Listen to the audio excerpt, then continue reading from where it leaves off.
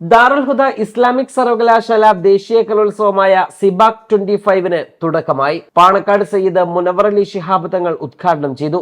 രാജ്യസഭാ എംപിയും കോൺഗ്രസ് ന്യൂനപക്ഷ cell മേധാവിയുമായ Imran Pratap ഗഡി MP മുഖ്യാതിഥിയായിരുന്നു.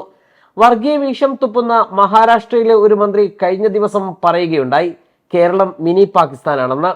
വെറുപ്പുൽപാദിക്കുന്നവരോട് ഞാൻ പറയുന്നു, നിങ്ങൾ വൈജ്ഞാനിക വിസ്ഫോടനം തീർക്കുന്ന ദാറുൽ ഹുദയിലേക്ക് വരൂ. പഠിച്ചും എഴുതിയും വളരുന്ന മക്കളോട് സംസാരിക്കൂ. പണ്ഡിത വിദ്യാർത്ഥികൾ രാജ്യസ്നേഹം പ്രസരിപ്പിക്കുന്നത് അനുഭവിച്ചറിയൂ. സ്നേഹത്തിന്റെ ഉദ്യാന നഗരിയെ നേരിട്ട് അനുഭവിക്കൂ. ഇതായിരുന്നു അദ്ദേഹത്തിന്റെ വാക്കുകൾ. ദാറുൽ ഹുദ ദേശീയ കലാമാമാങ്കമായ സിബാക് 25 ഉദ്ഘാടന വേളയിൽ മുഖ്യാതിഥിയായി സംസാരിക്കുകയായിരുന്നു അദ്ദേഹം. Darul Huda managing committee joint secretary UV K Muhammad master അധ്യക്ഷനായി.